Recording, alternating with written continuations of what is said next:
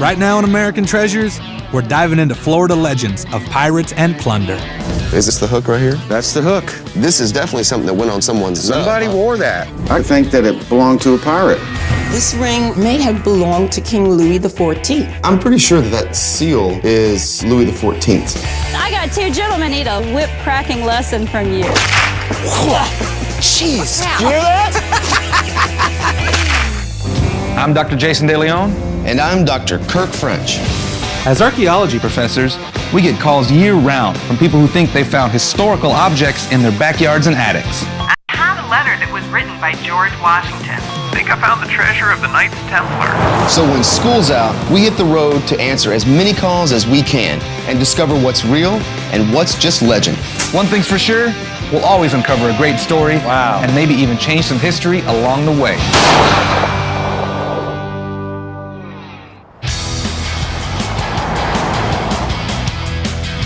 Florida.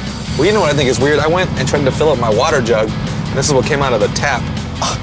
Wow. It's apparently free here. Oh, God.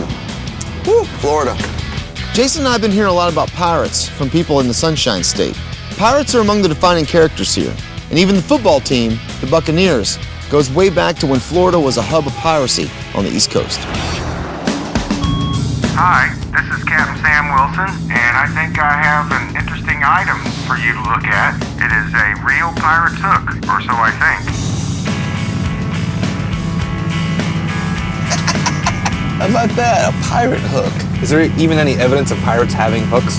There's no evidence that I know of, but I believe that hooks were a fairly popular prosthetic during that time period. That's why we gotta go check this out. He might have the only one ever. Captain Sam wants to find out if his prosthetic hook actually belonged to a pirate.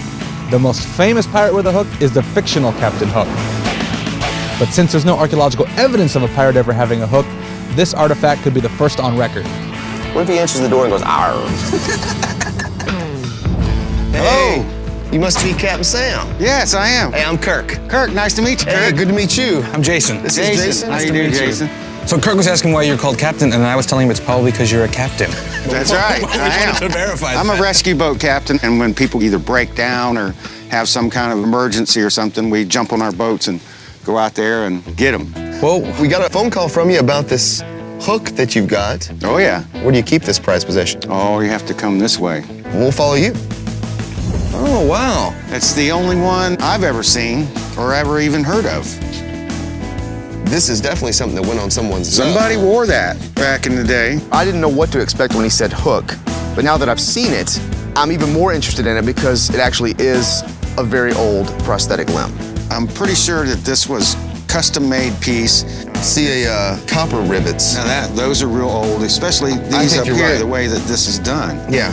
It's got lots of wear on it. The rivets have been replaced time and time again. Someone wore this for a very long time for a particular purpose. What's the connection you think this might have with pirates?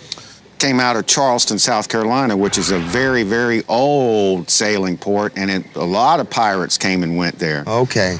Captain Sam acquired this hook from an estate sale in South Carolina, in Charleston to be exact, a port city with a known pirate history. The one who really made it famous, of course, is Captain Hook. Captain Hook. And Peter Pan, and everybody just assumes that, pirates have hooks. Pirates have hooks, and so we'll try to see what we can find out about this particular one. Something else that we can do is compare it to other known prosthetic limbs that from different time periods, and have someone kind of talk about when this style would have been in place. Would have been made.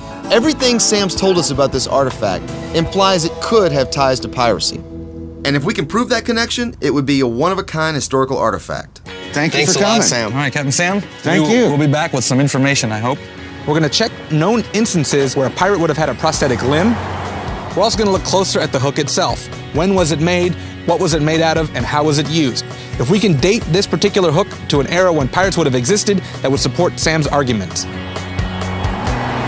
But before we can dive deeper into the history of this hook, we want to investigate another artifact that rings of colonial history.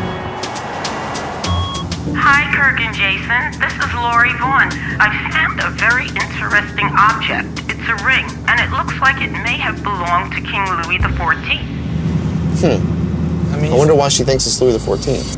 I don't know. We'll have to find out. It could be Louis XIII's. Could be Louis Anderson's. Huey Lewis? Louis? There's a lot of Louis out there. There are. Lori wants us to authenticate a ring she thinks belonged to the opulent French monarch Louis XIV, who ruled for 72 years. Now, Louis demanded that his court display their wealth and power through the display of jewelry, in particular, diamonds. Come on in, guys. Thank you. I've been living here in Fort Lauderdale for about 15 years, and I'm an artist and a collector. So this was here in Fort Lauderdale that you got it? Or? Yes, it was purchased from a gentleman who actually found a Louis XIV map in the swap shop. It turned out it was really from Louis XIV, and I would like to find out if this could possibly be an heirloom from the King's court. Of course, I would like to know if it's authentic, because down here in South Florida, although we do have numerous treasures, okay, we also have a lot of fabulous fakes. Let me unveil that for you. Wow. It seems like it could be some kind of stamp. I wondered.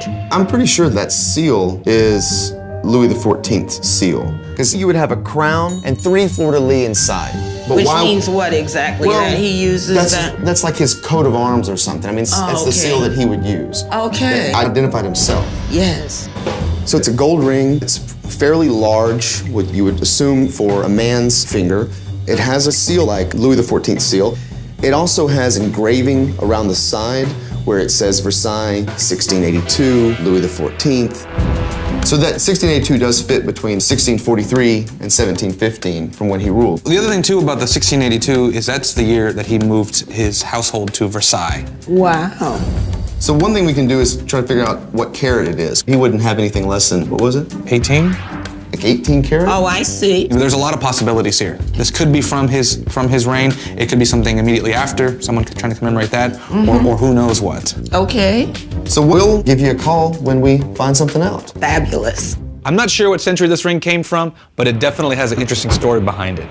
So we want to find out what is the history behind this artifact and where did it come from? The guy who contacted us, Captain Sam, thinks it's a pirate hook. Certainly a very interesting artifact. Jeez, did you hear that?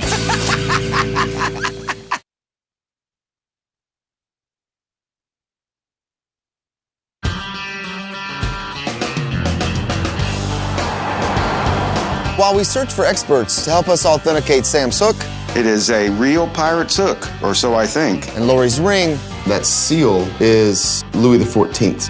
Jason and I are going to learn about Florida's oldest industry. Today, we're going to go meet up with some folks that have a herd of cracker cattle. As anthropologists, we love immersing ourselves in local history. So that's why we're going to meet up with a local rancher who's doing her best to preserve cracker cattle, a breed of animals that were brought by the Spanish conquistadors to Florida in the 1500s. They're going to teach us how to crack a whip, and I mean, we're archaeologists after all. I mean, that's a big part of being an archaeologist is cracking a whip. I mean, I took 2 classes on whip cracking. Hey, guys. Hey, Welcome to the end of the earth.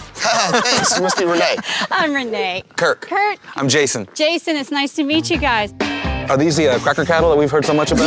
You know, about big enough to be, because they're actually, the cracker cattle aren't a whole lot bigger than that. The cracker cattle are the very first cattle to the continent of North America. These are the Andalusian, Spanish Andalusian cattle. They go to native range pastures that commercial cattle can't thrive in. These are tough, hardy little animals. Cracker cattle can really be considered a part of Florida's living history. These are animals that evolved here in this particular ecosystem and are adapted to the very harsh environment. So, right here in Florida is the birthplace of the cattle industry. Yeah. And they deserve to be preserved, so I'm very proud to have a little small part of history here on our ranch. It's really cool how Renee is preserving this historic breed of cattle. It's kind of like how archaeologists preserve artifacts. Now, I think you guys might have to have a little whip cracking lesson because that's part of the whole deal. Another thing that cattle ranchers have in common with on-screen archaeologists is that they gotta hold their own when it comes to handling a whip. Hey, Clint. How we doing? Wow. I'm good. How are you doing? Clint, I got two gentlemen here that are going to need a whip cracking lesson from you. He is our state champion whip cracker, and we figured that he would probably be the best man to give you a lesson. It's always a little intimidating when the state champion in anything is going to give you lessons. Yeah, I think I figured it out now. Want to give her a try? Okay. Kirk, you go first. Oh, I'm going to go first. All right. It's all on the wrist. Okay. Just kind of, you can pull it back and just roll it out. All right. See that little snap in his wrist? That's all on your wrist. All right, here we go. You want a stool to stand on? Oh, that's funny. Jason, why don't you stand right out there? For inspiration? I've had a lot of practice with it too, though.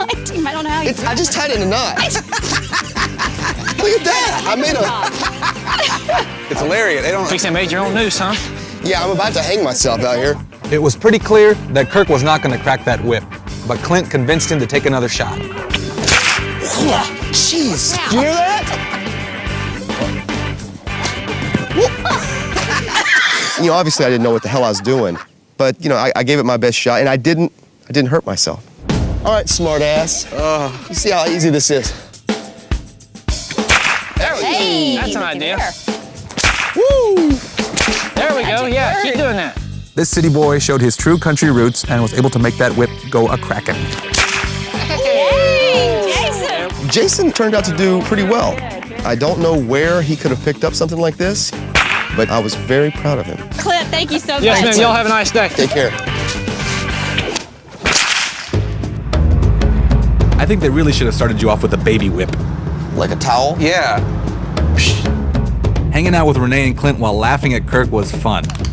But now we've got to get back to our research. So we're meeting a pirate specialist aboard a replica pirate ship. We need to find out if there are any known pirates with hooks and how they would have used a prosthetic on deck. Hey, Kirk. Jason, how are you? Good, good. Well, Chris, we called you because we have this artifact we'd like you to take a look at. My, that's fascinating. It's certainly a very interesting artifact. The guy who contacted us, Captain Sam, tends to think that it might be a pirate hook. I think I can help you with that. I can tell you a little bit about the history of pirates. The sailing ships started flying the world in the early 1500s after Columbus. And after that, we had piracy right away. So we know we had piracy here pretty well established by the early 1500s. There's very little concrete evidence of a pirate ever having a hook, even though it's very plausible. There was a pretty famous pirateer named Christopher Newport who used a hook. And he was used as a privateer by the colonial government to go down to the Caribbean and raid foreign ships and bring supplies back to the Jamestown settlement. After talking with Chris, we know that there was a pirate that actually had a prosthetic hook for a hand. What we want to know now is how a pirate could have used this hook on a ship. What would be the usefulness of having a hook as a prosthesis on a ship? Well, I think a hook would have been one of the more useful things you could have had for a prosthetic on a ship. You can imagine the danger of living on shipboard with one arm. As the ship was tossing at sea, you could be thrown overboard, it would be hard to grab something and catch yourself. Life as a pirate was dangerous, and the risk of an injury leading to an amputation was high. But being able to keep your job as a one-handed pirate meant still being able to perform your routine duties with a prosthetic. You know, tying knots and ropes is kind of an important thing. You know, a figure-8 knot, for example, you know, you could grab a hold of a bight of rope like that. You could easily then tie a knot with that hook like that. Okay. So that would have been an incredibly useful thing to have, certainly. Chris, thank you so much. Thank you so much. It's good meeting you. It's been a pleasure. Take care. Nice to meet you all. We have determined that there is a possibility that pirates could have had a hook for a hand and that it may have been a useful prosthetic on a ship. But in order to say if this prosthetic actually belonged to a pirate, we need to figure out how this particular hook was used and when it was made. The seal on the ring is similar to Louis XIV's. I've never seen anything quite like it.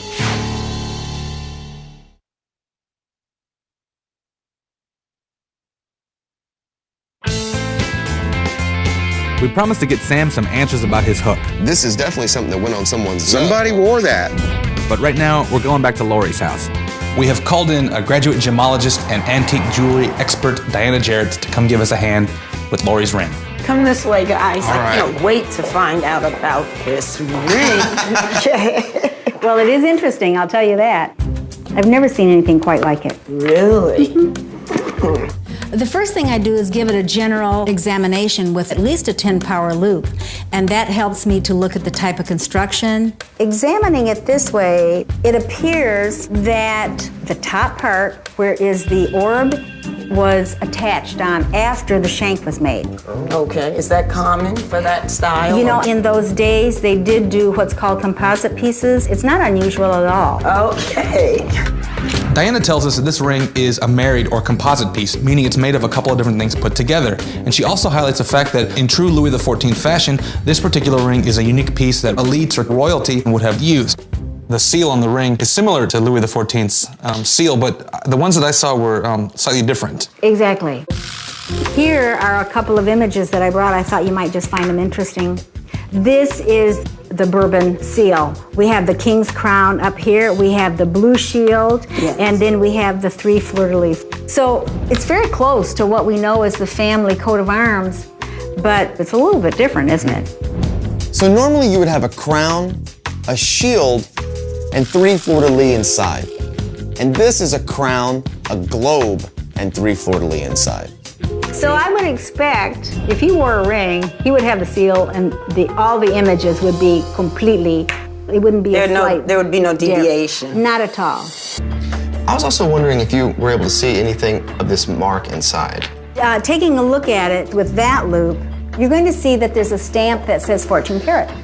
Oh, sure does. 14K. Right. So did they do that? All of the jewelry that we know of Louis XIV was 18 karat. I see. Diana confirms that the ring is not from the 17th century, which means it cannot be Louis XIV's ring and was probably made during the 20th century. When we're trying to narrow this down to a real date. When I examined it, I thought to myself, perhaps as old as 40 years, 1970. I see. You know, I know you were hoping that it was Louis XIV. Of course. So, I mean, I'm just wondering, how do you feel about this news?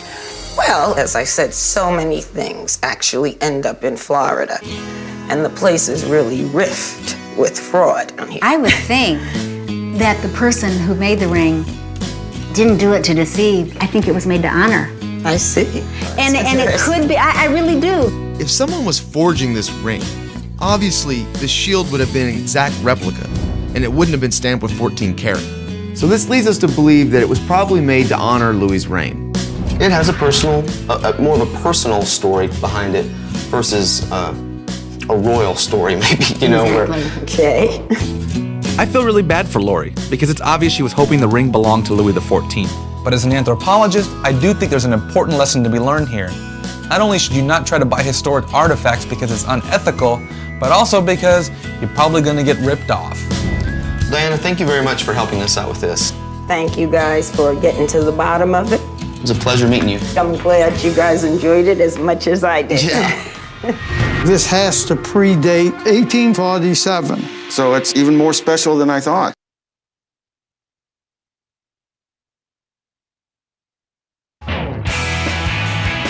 We're headed back to Captain Sam's to find out if his prosthetic hook belonged to a pirate.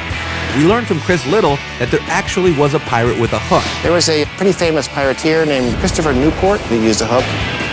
Now we need to find out if Sam's hook was around when pirates ruled the seas. Prosthetic expert Ed Welsh is here to give us some answers. So Ed, you deal in antiques, but mainly medical antiques, right? Medical, dental, and optical antiques. Okay.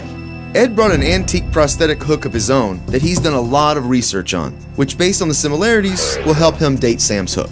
Brr. Okay. Well, if you look right here at the rivets. Very similar rivets, yeah. Wow, they are.